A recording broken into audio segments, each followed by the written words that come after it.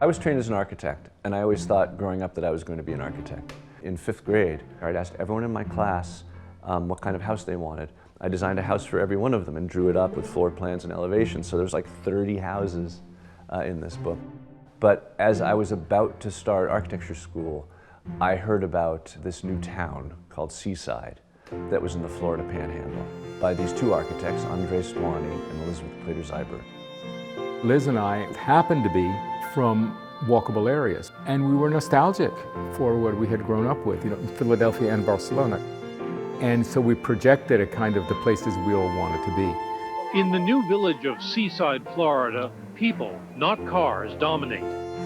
The experience that visitors to Seaside could have that they weren't having at home was that you could walk out the front door of your house and walk a few blocks to the market or for a cup of coffee or to the beach without ever having to drive. What Seaside did that was so important, for the first time since before the wars, essentially, is it said we can make a new place in America that isn't just a pod.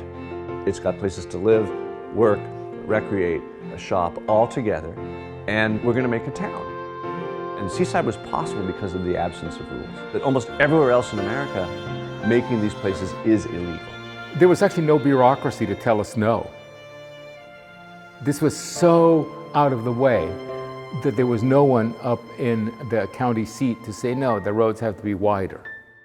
It was serendipitous from beginning to end. I realized that they were doing design at a scale in which it was having a lot more impact on people's quality of life. So in 1993, when I graduated from architecture school, I got to join the office as a project manager.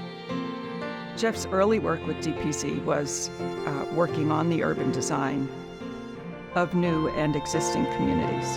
Those were the years in which some of the basic ideas of walkable communities were being brought to the public.